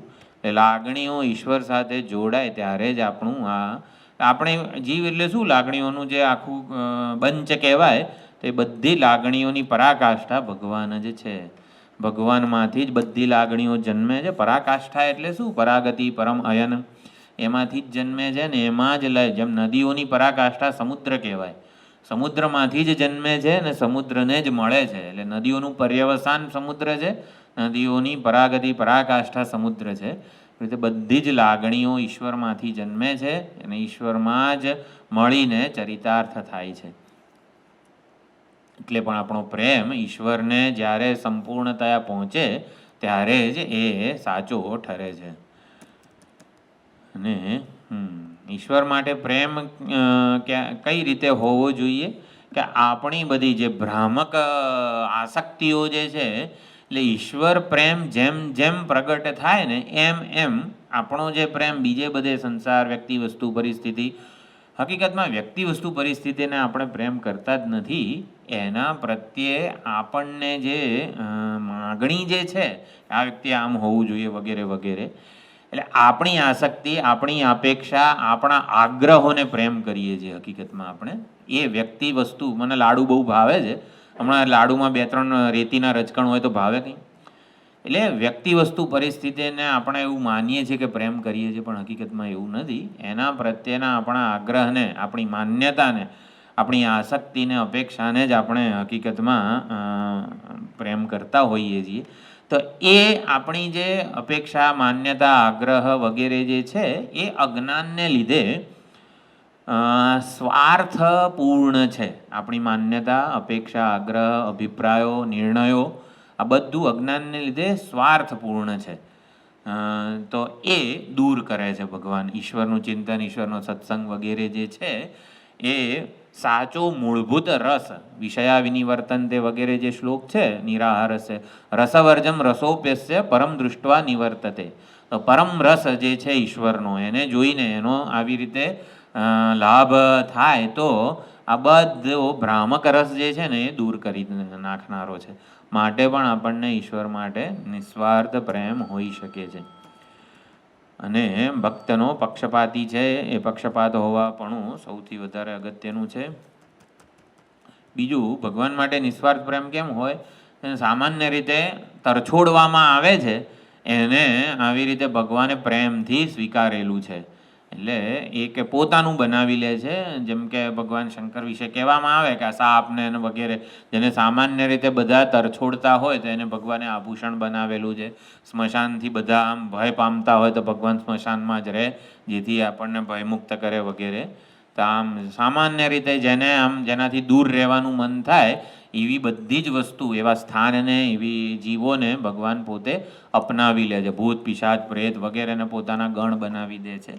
આવું બધું જેને ક્યાંય આધાર ન મળે એને આધાર ભગવાન પોતે આપે છે. પછી ભગવાનની પોતાની કોઈ આવી રીતે માગણી નથી કે ભાઈ મને રોજ આમ કરો તેમ કરો વગેરે. એટલે જે પોતે પૂર્ણ છે, નિષ્કામ છે, એટલા માટે પણ આપણો પ્રેમ આવી રીતે નિષ્કામ હોઈ શકે છે. આ વસ્તુ થઈ. આમાં તો બતાવ્યું જ નથી મેં. ચાલો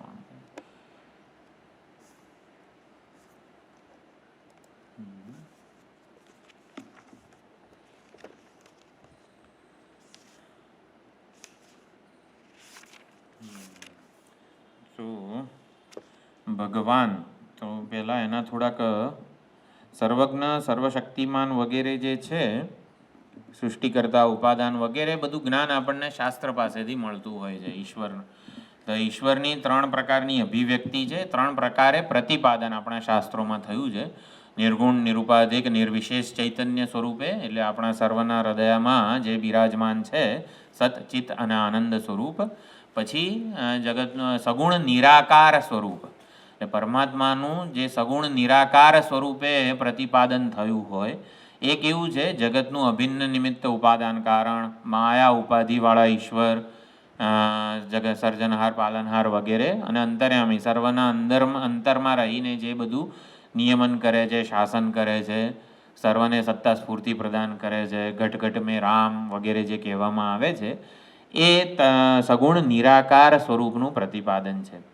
એટલે જગતનું કારણ અથવા અને જગતનું આવી રીતે અંતર્યામી અંતરાત્મા વગેરે રૂપે જે પ્રતિપાદન છે એ સગુણ નિરાકાર સ્વરૂપનું પ્રતિપાદન છે. અને સગુણ સાકાર રૂપનું પ્રતિપાદન એટલે અવતાર તત્વ. અને આવી રીતે અત્યારે જે દેવસ્થાન વગેરેમાં મંદિર આપણા વિગ્રહમાં જે છે સગુણ સાકાર રૂપ છે. એટલે નિર્ગુણ નિરાકાર, સગુણ સાકાર અને સગુણ નિરાકાર, આ ત્રણ પ્રકારે ઈશ્વર તત્વ જે છે એ પ્રગટ થાય છે. તો નામ રૂપાત્મક ઈશ્વર એને જ જગત કહેવામાં આવે છે. ઈશ્વર જ્યારે નામ અને રૂપનો વેશ ધારણ કરે ત્યારે એને જગત કહેવાય. એટલે આ જગતને પણ ભગવાનનું વિરાટ સ્વરૂપ કે વિશ્વરૂપ કહેવામાં આવે છે. એટલે કે કોઈ પણ સ્તોત્ર હોય, પ્રાતસ્મરણ કે કોઈ પણ શંકરાચાર્યજી આપણા આચાર્યો રચિત જેટલા પણ સ્તોત્રો છે માં 3 પ્રકારે ભગવાનનું નિરૂપણ થયેલું હોય. એટલે કે સગુણ સાકાર રૂપ પણ હોય, ભગવાન કૈલાસવાસી છે તો કૈલાસવાસી રૂપનું નિરૂપણ હોય. પછી જે કૈલાસવાસી છે એ જ સમગ્ર વિશ્વ રૂપે પ્રગટ થઈ રહ્યા છે, વિશ્વનું ઉપાદાન છે, જગત કારણ છે, અને એ જ મારા હૃદયમાં ચૈતન્ય સ્વરૂપે બિરાજી રહ્યા છે. તો આમ 3 પ્રકારે પરમાત્માનું ભગવદ તત્વનું નિરૂપણ થયેલું હોય છે. ભગવાન જે ભગ ધરાવે ને ભગવાન કહેવાય, તો 6 પ્રકારના ભગની જે બધી વ્યાખ્યા છે એટલે 6 ગુણ, 6 વર્ચ્યુઝ જે કહેવાય, જ્ઞાન, ઐશ્વર્ય, શક્તિ, બલ, વીર્ય વગેરે, એ એબ્સોલ્યુટ મેઝરમાં સમગ્ર માત્રામાં જેની પાસે સંપૂર્ણતયા હંમેશ માટે છે, થોડા સમય માટે એવું નહીં પરંતુ હંમેશા. એમના માટે આપણા પૂજ્ય સ્વામીજી દયાનંદજી મહારાજ એકવાર ફ્લાઇટમાં હતા ત્યારે ઉદાહરણ આપે. દયાનંદજીને પણ સંગીતનું બહુ સુંદર જ્ઞાન હતું, દરેકે દરેક ભજન ને દરેકે દરેક રાગ તાલ નાન તેને બધું બહુ સુંદર એમના કમ્પોઝિશન્સ છે વગેરે છે. કે મને આવી રીતે સંગીત શાસ્ત્રનું જ્ઞાન છે, પણ એકવાર એમની ફ્લાઇટમાં સાથે પંડિત જસરાજજી આવીને બેઠા એમની બાજુમાં. તો પછી એમનું જ્ઞાન કેવું થઈ ગયું સંગીત શાસ્ત્રનું કે એમના કરતાં વધારે જ્ઞાન ધરાવનાર કોક છે. એટલે આપણા સામાન્ય બધા જીવોનું જ્ઞાન આવું હોય, એના કરતાં સાતિશય હોય, એના કરતાં વધારે કંઈક ઐશ્વર્ય, કંઈક જ્ઞાન, કંઈક બળ, કંઈક સામર્થ્ય, શક્તિ, શ્રી, સંપત્તિ, ધન વગેરે ક્યાંક તો વધારે હોય જ. પરંતુ ભગવાન સમષ્ટિ રૂપ છે એટલે સંપૂર્ણ જ્ઞાન, સંપૂર્ણ વૈરાગ્ય, સંપૂર્ણ શ્રી, સંપૂર્ણ જ્ઞાન વગેરે બધું જેમાં છે. એટલે જ્ઞાન વૈરાગ્ય, જ્ઞાન એટલે જ્ઞાન, વૈરાગ્ય એટલે સંપૂર્ણ જે કહેવાય ને નિસ્વાર્થતા, જગતનું સર્જન પાલન લય કરવામાં ભગવાનને જરા પણ અભિમાન નથી. કાલે જે બધી હવે ચર્ચા આવે છે 4થા અધ્યાયમાં, આપણને એક શ્લોક આવડી જાય ને, ધારો કે હું એવું કહી શકું છું કે આ તુંડે તાંડીવીની રતિમ વિતાનું તે જે શ્લોક હતો ને, કેમ ગયો, એ એક જ વાર મેં અખંડાનંદજીની એક હતી વિડીયો શેમાં યુટ્યુબ ઉપર, અખંડાનંદજીને ક્યારે કેવી રીતે કયા કયા મહાત્માઓની કૃપા પ્રાપ્ત થઈ એ વિશે થોડુંક એ કહેતા હતા કે આ મહાત્મા પાસેથી આ ઉપાસના મળી, આ મહાત્મા પાસેથી આ અનુગ્રહ મળ્યો, આમની પાસેથી આ ભણ્યો વગેરે. એમાં બધી ચર્ચા કરતા હતા. એમાં સુંદર શ્લોક એમને એકવાર બોલ્યા અને આ સમહાવ અખંડાનંદજીનો રાગ બહુ સુંદર છે. ભાગવતનો જે લગભગ ટ્યુન હોય છે એ પ્રમાણે તે સમહાવ એવું કહેવાય કે એક જ વાર સાંભળેલો અને મને યાદ રહી ગયેલો આ શ્લોક, તુંડે તાંડવની રતિમ વિતાનું. તે આપણને એક શ્લોક આવડી જાય ને કશાત આમ આવી રીતે ગમે તે આમ જરાક આપણે આમ અદ્ધર હેડીએ, બીજા કરતાં આમ એ કરીએ વગેરે, થોડુંક અભિમાન તો આવી જ જાય. કંઈક વિશેષતા હોય આપણામાં, એનું કંઈક કોઈક રીતે અભિમાન તો હા. એટલે આ કહેવામાં એવું કે કહું છું એટલે કે કંઈક આપણે વિશેષતા હોય કે કંઈક એનું અભિમાન આ વગર રહેતું જ નથી. તો જ્યાં 6 ભગ સંપૂર્ણ માત્રામાં છે તો ભગવાનને અભિમાન નહીં હોય જરાય કે મારી તોલે કોઈ ના આવે ને આમ તેમ બધું એમ ઉપાધિનું કોઈ જ પ્રકારનું અભિમાન ઉપાધિ નથી, સાથે કંઈ લેવા દેવા જ નથી એમ. એની દ્રષ્ટિને એનાથી બીજું કંઈ છે જ નહીં. ભગવાન આ સર્જન પાલન લય વગેરે બધું કરે છે, આટલો બધું તો એમનું પેટનું પાણી હલતું નથી, અથવા તો એમ કહેવાય ને કે અભિમાન નથી બતાવતા. એ આટલા સમગ્ર જ્ઞાનને, સમગ્ર વીર્યને, વૈરાગ્યને, યશને, ઐશ્વર્યને પચાવી કેમ ના શકે છે? આપણે એક શ્લોક આવડી જાય ને તોય એને પચાવી નથી શકતા, એમ ઉભરાય છે, જો મને આવડી ગયું એમ કરીને એમ. તો આપણું તાદાત્મ્ય ઉપાધિ સાથે છે એટલે આપણને અભિમાન થાય છે. ભગવાનને ઉપાધિ સાથે કંઈ તાદાત્મ્ય નથી, કંઈ ઉપાધિ જ નથી એવું કહીએ. આમ જરાક આમ સંતોષકારક ઉત્તર લાગે છે આમ. ત્રિગુણાતીત છે ને. આમ થોડુંક આમ ગળે ઉતરે શિરાની જેમ એવો તો હોવો જોઈએ ને ઉત્તર. આપણને એક વસ્તુ કે એક સારી નોકરી મળી જાય તો આમ થોડુંક તો એ થાય, કંઈક આવડી જાય. આજે રોટલી બનાવતા આવડી ગઈ, હા જાણે કે કાલ છાપામાં જાહેરાત આપી આપણે. કંઈક આપણે થોડાક અભિમાન તો નહીં પણ આમ કંઈક આપણને વિશેષ હોવાનું ઓલું થાય છે. અધૂરપ આપણામાં અધૂરપ છે. આપણી લિમિટેડનેસથી આપણે દર વખત અવેર હોઈએ છીએ. જો એને કેપેસિટી આપણી વધે છે ને તો વી કેન કમ્पेयर अवरसेल्फ. હમ तो ऐसा लगता है कि ये हमारा गेन है, इसके लिए अभिमान आता है. जहाँ पर अपनी कमी की लागणी होती है, जहाँ लिमिटेडनेस की लागणी होती है और हम उसकी लिमिट को क्रॉस करते हैं तो हमको लगता है कि हाँ कुछ हमने गेन किया है और उसका थोड़ा वो निर्दोष वस्तु है, कुछ गेन किया है वो निर्दोष है. श्रेय तो लेते हैं ना, फिर उसका श्रेय लेते हैं. जो श्रेय लेते हैं मतलब हम्म इंस्पायरिंग होता है. કમ્પેરિઝનની વાત કરી ને, हम्म આપણને અભિમાન આવે છે કારણ કે આપણે બીજાને નથી આવડતું એની સાથે કમ્પેર કરીએ. કમ્પેર કરી. જ્યારે કદાચ ઈશ્વર પોતાને કોઈની બી સાથે પોતે એક ઇન્ડિપેન્ડન્ટ આઈડેન્ટિટી છે, કોઈની સાથે કમ્પેરિઝન કે એવું કંઈ હોતું જ નથી. એટલે મને વધારે આવડે છે એવું કોઈ ભાવ જ નથી. સાચી એ તો છે. આપણને આપણી વિશેષતા મર્યાદા આપણી પોતાની માનવી છે. હમ. બરાબર? ત્યારે હકીકતમાં એ શક્તિ કે જે મહાનતા જે ઈશ્વરની જ છે. હમ એટલે કોઈ બીજામાં જોઈએ તો એ પણ ઈશ્વરની છે, મારામાં જે એ બી ઈશ્વરની છે. એટલે પછી ડિફરન્સ લાગવો ના જોઈએ, હમ તો બચી શકાય. ઈશ્વર એક અદ્વિતીય છે. અદ્વિતીય છે, એનાથી જુદું કંઈ નથી. જ્ઞાન છે ને મને નથી. જ્ઞાન છે અને મને નથી. વસ્તુ કેવી છે, કર્તૃત્વ કે ગમે તે આપણી વિશેષતાઓ, સિદ્ધિઓને ઈશ્વર પચાવી કેમ ના શકે છે? આપણે પચાવી શકતા નથી. પચાવી શકતા નથી એટલે આપણે એનું અભિમાન સેવીએ છીએ, કમ્પેરિઝન વગેરે બધું થાય છે. એટલે ઈશ્વર આ વસ્તુ સિદ્ધિઓથી પોતાને જજ કરતા નથી. એવું છે કે હું આને લીધે મહાન છું વગેરે. જજમેન્ટ, સેલ્ફ જજમેન્ટ જે છે ને એ નથી.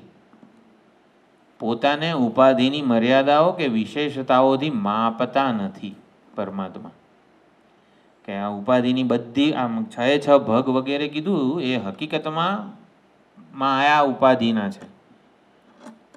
એટલે ઉપાધિની મર્યાદા કે વિશેષતાથી પોતાને જજ કરતા નથી અને માટે એનાથી હંમેશા એ મુક્ત હોય છે. समुद्र जो है બધું એ પોતાના હા समुद्र जो है वो छलोछल भरा हुआ है, तो उसको खाबोचियों से क्यों કોઈ પ્રયોજન નહીં है. प्रयोजन ही नहीं है. तो ईश्वर सारी चीजों से भरे हुए हैं, बाकी तो फिर उनको मापने की क्या आवश्यकता ही नहीं. આવશ્યકતા નહીં. સેલ્ફ જજમેન્ટ નથી અને આવી જુદાઈ કે ભેદભાવ વગેરે જે છે એ નથી. એટલે કે સર્વમાં સમાન રીતે. પણ એ તો ઉપાધિનું અભિમાન નથી એ જ થઈ જાય. હકીકતમાં સેલ્ફ જજમેન્ટ, પોતે જે કંઈ કરે છે એનાથી આપણને પોતાને માપતા હોઈએ છીએ જનરલી. એવું પરમાત્મા સારું સર્જન થાય, મારું સર્જન તો સારું જ હોવું જોઈએ, કોઈ ભ્રષ્ટાચારી અપ્રામાણિક ના હોવું જોઈએ વગેરે વગેરે. એવું કોઈ જ પ્રકારનું પરમાત્માને આગ્રહ, અપેક્ષા વગેરે નથી, જજમેન્ટ નથી. એ જ્ઞાન, વૈરાગ્ય વગેરે છે. વીર્ય એટલે સર્જન શક્તિ, પાલન શક્તિ, સંહાર શક્તિ. યશ એટલે કીર્તિ, શ્રી એટલે બધા જ પ્રકારની સંપત્તિ અને ઈશ્વર્ય સામર્થ્ય વગેરે આ બધું જ 6 ભાગ પરમાત્મામાં એબ્સોલ્યુટ મેઝરમાં સમગ્ર માત્રામાં છે. એટલે એ કહે છે વિષ્ણુ સહસ્રનામના બધા 1000 નામો છે એમાં ઘણા બધા ઈશ્વરના યથાર્થ સ્વરૂપનું ઉદ્ઘાટન કરે છે. સત્યમ જ્ઞાનમ અનંતમ બ્રહ્મ એવી રીતે યથાર્થ સ્વરૂપનું ઉદ્ઘાટન કરે છે. ઘણા નામો એવા છે જેમાં પરમાત્મા જગત કારણ રૂપે ભગવાનનું પ્રાગટ્ય કરે છે. જેમ કે માયાપતિ, જગન્નાથ વગેરે બધા શબ્દો છે. બહલરજસે વિશ્વોત્પત્તૌ ભવાય નમો નમઃ, મૃડાય નમો નમઃ અને રુદ્રાય શું છે હરાય નમો નમઃ. તો આવા બધા જે નામ છે એ આવી રીતે જગત કારણ રૂપનું પ્રતિપાદન કરે છે. અને ઘણા નામો છે એમાં અવતાર રૂપે આવી રીતે પ્રાગટ્ય કરે છે. એટલે ગોવિંદ પાદાચાર્યજી પાસે શંકરાચાર્યજી આવી રીતે અધ્યયન કર્યું બધું અને પછી ગોવિંદ પાદાચાર્યજીએ આજ્ઞા આપી કે હવે તમે ઉપનિષદો ઉપર આવી રીતે ભાષ્ય ગ્રંથોની રચના કરો. અને ત્યારે શંકરાચાર્યજીએ પોતાના શિષ્યને કીધું કે તૈતરી ઉપનિષદ લઈ આવો. તૈતરી ઉપનિષદ લઈ આવ્યા તો શિષ્ય આમ લાવ્યો પુસ્તક અને નીકળ્યું વિષ્ણુ સહસ્ત્ર નામનું. એટલે શંકરાચાર્યજી કીધું તૈતરી ઉપનિષદ લઈ આવો. બીજી વાર ગયો શિષ્ય, બીજી વાર પણ સમહાવ એ પુસ્તક વિષ્ણુ સહસ્ત્ર નામનું આવ્યું. ત્રીજી વાર ગયો તો એ વિષ્ણુ સહસ્ત્ર નામ આવ્યું. આવું 3 વાર બન્યું. એટલે દૈવ સંકેત પામીને પ્રથમ ભાષ્ય વિષ્ણુ સહસ્ત્ર નામ ઉપર શંકરાચાર્યજીએ રચેલું છે. સામાન્ય રીતે આપણે સંતોની પૂજા વગેરે કરીએ ત્યારે નમોસ્તનંતાય સહસ્રમૂર્તય સહસ્રપાદાક્ષ શિરોરુબાહ વગેરે બોલીએ છીએ. એ આમાં ક્યાં છે? આ તો રામાનુજીય ટીકા છે, આ નહીં છે. હા, એટલે આપણે એકવાર એ શ્લોક બોલી લઈએ, એનો અર્થ સમજીને આગળ વધીએ. નમોસ્ત્વનંતાય સહસ્રમૂર્તયે સહસ્રપાદાક્ષિશિરોરુબાહવે સહસ્રનામ્ને પુરુષાય શાશ્વતે સહસ્રકોટિયુગધારિણે નમઃ. તો નમઃ અસ્તુ અનંતાય સહસ્રમૂર્તયે. તો અનંતાય એટલે અનંત ભગવાનને નમસ્કાર. સહસ્રમૂર્તિ એટલે કે વિશ્વમૂર્તિ, સમગ્ર વિરાટ વિશ્વરૂપે બિરાજમાન દરેકે દરેક રૂપ અને નામની કલ્પના કરેલી છે. ભગવાનને સર્વજ્ઞ એટલા માટે કીધા છે કે બધું જાણે છે. તો બધું જાણવાથી સર્વજ્ઞ છે એવું નથી. સર્વજ્ઞ સ્વભાવ છે ભગવાનનો. નારાયણ સુક્તમમાં એક વાક્ય છે, નામાની શું છે? સર્વાણી રૂપાણી વિચિત્ય ધીરઃ નામાની કૃત્વા અભિવદન યદાસ્તે. એ ધીર શબ્દનો સર્વજ્ઞ અર્થ થયેલો છે. સર્વાણી રૂપાણી વિચિત્ય ધીરઃ. તો સર્વ રૂપોની વિચિત્ય કલ્પના કરી સંકલ્પ કર્યો. સર્વ રૂપોની પરમાત્માએ સંકલ્પ કર્યો, વિચિત્ય સંકલ્પ કર્યો. નામાની કૃત્વા અભિવદન, અને એ આકારની કલ્પના કરવા પછી પરમાત્માએ નામાની કૃત્વા એનું નામ આપ્યું ઘડો. એટલે પહેલાં તો ઘડો આકાર બનાવ્યો અને પછી નામ આપ્યું ઘડો. એટલે નામાની કૃત્વા અભિવદન, અને એમ કરીને બોલ્યા પરમાત્મા ઘડો એવું બોલ્યા અને ઘડો સર્જાઈ ગયો. એટલે કે સર્જાયેલી કોઈ પણ વસ્તુ પરમાત્માના સંકલ્પપૂર્વકની છે, પરમાત્માથી જુદી સ્વતંત્ર નથી, અને માટે પરમાત્મા સર્વજ્ઞ છે. સર્વશ્ચાસૌ જ્ઞશ્ચ ઇતિ સર્વજ્ઞ. જે સર્વ પણ છે અને એનો જ્ઞ એટલે કે ઉજાળનાર સંકલ્પયિતા છે, વિકલ્પક છે, અને એટલે સર્વજ્ઞ છે. સર્વને જાણનારો સર્વજ્ઞ બરોબર છે એ વ્યાખ્યા, પણ પરમાત્માનું મૂળ સર્વજ્ઞત્વ સ્વાભાવિક છે. કઈ રીતે? સર્વથી પોતે અભિન્ન છે એ રીતે. એટલે સર્વાણી રૂપાણી વિચિત્ય ધીર, બધા રૂપોની આકારની સંકલ્પ કર્યો અને એનો નામ આપ્યું મનુષ્ય એવું નામ આપ્યું, અને મનુષ્ય એવું બોલ્યા એટલે મનુષ્ય પ્રજા વગેરે ઉત્પન્ન થઈ. દરેકે દરેક આવું બૃહદારણ્યક ઉપનિષદમાં પણ આવું બધું વર્ણન છે સૃષ્ટિનું. એટલે નમઃ અસ્તુ સ્વનંતાય સહસ્રમૂર્તયે સહસ્રપાદાક્ષિશિરોરુબાહવે. એટલે સહસ્રપાદ, સહસ્ર અક્ષી, સહસ્ર શિર, સહસ્ર ઉરુ, સહસ્ર બાહુ. એટલે આટલી વસ્તુઓ છે. સહસ્રપાદ એટલે ક્રિયાશક્તિ, અનંત ક્રિયાશક્તિ છે. સહસ્ર અક્ષી અનંત જ્ઞાન શક્તિ છે. સહસ્ર શિર એટલે સમગ્ર ચિંતન શક્તિ. સહસ્ર ઉરુ એટલે જાંગ, આપણી બધી જ સહન શક્તિ જે છે ને, આ ઉરુ જાંઘ, સૌથી વધારે બળવાન હાડકું આપણું આ જાંઘનું છે. આપણા શરીરમાં સૌથી વધારે સ્ટ્રોંગેસ્ટ હાડકું જાંઘનું છે, ઉરુ. એટલે સહનશક્તિનું પ્રતીક છે. અનંત સહનશક્તિ ભગવાનની છે. અનંત બાહુ એટલે અનંત કર્મ ભગવાનના છે. સહસ્ર પાદાક્ષ શિરોરુબા હવે. સહસ્ર નામને બધા જ નામ ભગવાનના છે, બધા અર્થ પણ ભગવાનના છે. અક્ષર પરમાત્મા પોતે છે. સહસ્ર નામને પુરુષાય, પુરુષ એટલા માટે કીધા છે કે સંસારમાં પ્રવિષ્ટ થઈને બધાને પૂર્ણ કરે છે. કેમ કે આ શરીરને પણ ચરિતાર્થ કોણ કરે છે? ઊંઘી ગયા હોઈએ ત્યારે તો કંઈ નથી હોતું, પણ પછી ઊંઘી જઈએ ત્યારે આમ તો બૃહદારણ્યક ઉપનિષદમાં કીધું કે બધા જીવાત્મા આવી રીતે પરમાત્મામાં શયન કરે છે, પરમાત્મામાં જ શયન કરે છે. જાગે ત્યારે પરમાત્માથી જુદાઈ કલ્પાય છે વગેરે. એટલે પુરુષ એટલા માટે કીધા છે કે સંસારમાં આ શરીરમાં રહીને બધાને આ ઉપાધિને પૂર્ણ બનાવનાર છે. સહસ્રના પુરુષાય શાશ્વતે, શાશ્વત અજન્મા છે, નિરવયવ છે, કાળથી અનંત છે. અને સહસ્ર કોટી યુગધારિણે નમઃ. તો સહસ્ર કોટી, કોટી એટલે પ્રકાર, કોટી એટલે કરોડ એવો અર્થ નથી સંસ્કૃતમાં, કોટી એટલે પ્રકાર. તો સહસ્ર કોટી એટલે અનંત પ્રકારના યોગને, સંયોગને, જ્ઞાનને પ્રકાશિત કરે છે, ધારણ કરે છે. યુગ ધારીને એટલે યુગોને ધારણ કરે એવું નહીં, યુગનો અર્થ યોગ કરેલો છે. એટલે યોગ, સંયોગ વગેરે બધાને પ્રકાશિત કરે છે, ધારણ કરે છે. અને આટલું એ ધ્યાન શ્લોકમાં કીધું. પછી સામાન્ય રીતે આ વિષ્ણુ સહસ્રનામ ત્રિકાળ સંધ્યાનો ભાગ હોય છે. એટલે સહસ્ર એટલે અનંત, અનંત ભગવાનના અન્વર્થ નામ છે. સહસ્ર નામનો અર્થ એટલે ગાયત્રી મંત્રમાં જે ભર્ગનો અર્થ કરેલો છે, તત્સવિતુર્વરેણ્યમ ભર્ગ, તો ભર્ગ એટલે સહસ્રનામ એવું છે. તો પરમાત્માના તે વરેણ્ય તેજસ્વી ભર્ગનું અમે ધ્યાન કરીએ છીએ. તો ભર્ગ એટલે સ્વરૂપ, સામર્થ્ય, સ્વભાવ વગેરે અર્થ થાય છે. શંકરાચાર્યજીએ ભર્ગ શબ્દના 6 અર્થ કરેલા છે. તો એ પ્રમાણે ભર્ગનો અર્થ આપણે સહસ્રનામ કરવાનો છે. તો પરમાત્માના એ સહસ્રનામનું અમે ધ્યાન કરીએ છીએ. 10:15 થઈ ગયા છે. ચાલો આ શ્લોક પછી લઈશું. મહાભારત સારત્વાત, મહાભારતનો સાર છે. ઋષિભિ પરિગાનતઃ, એ કૃષ્ણ દ્વૈપાયન પરમાપ્ત ઋષિએ એમનું ગાન કર્યું છે. વેદાચાર્ય સમાહારાત. જો આ બધાની કેટલી બધી ટીકા અહીંયા છે. વાયુ પ્રોક્ત કેટલા બધા પુરાણો ટાંકેલા છે આમાં. અને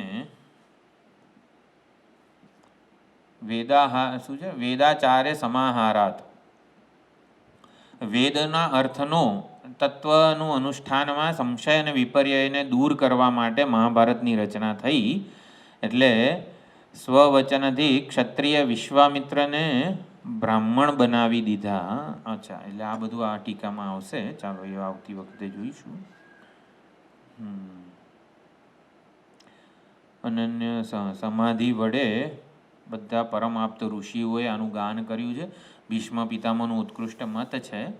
અને ગીતાદ્યૈ અર્થતશ્ચ, ગીતા અને વિષ્ણુ સહસ્રનામ આ 2 રત્નો છે મહાભારતના.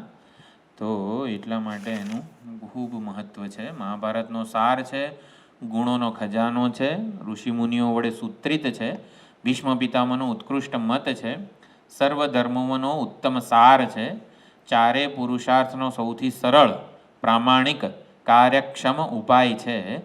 અને ભગવદ્ ગીતા સાથે જેનું સમન્વય છે, એકાર્થતા છે. ભગવદ્ ગીતા કંઈક જુદું કહેતી હોય, વિષ્ણુ સહસ્રનામ જુદું કહેતા હોય એવું બધું નથી. ભગવદ્ ગીતા સાથે જેનું એકાર્થ છે. એક આ 2 શ્લોક છે. મહાભારત સારત્વાત ઋષિભિ પરિગાનતઃ, વેદાચાર્ય સમાહારાત, ભીષ્મ ઉત્કૃષ્ટ મતત્વતઃ, પરિગ્રહાતિશયતઃ, ગીતાદ્યૈકાર્થ્યતશ્ચનઃ, સહસ્રનામ્નામધ્યાયઃ ઉપાદેયતમઃ મતઃ. તો સહસ્રનામનો જે અધ્યાય છે આ એ ઉપાદેય છે, ગ્રહણ કરવા યોગ્ય છે, સમજવા યોગ્ય છે. એ પ્રમાણે તો હવે પૂર્વ પીઠિકા વગેરે જે છે આવશે, એ આપણે આવતી વખતે જોઈ લઈશું. ઓમ પૂર્ણમદઃ પૂર્ણમિદં પૂર્ણાત પૂર્ણમુદચ્યતે પૂર્ણસ્ય પૂર્ણમાદાય પૂર્ણમેવાવશિષ્યતે. ઓમ શાંતિ શાંતિ શાંતિ. હરિ ઓમ. શ્રી ગુરુભ્યો નમઃ. હરિ ઓમ.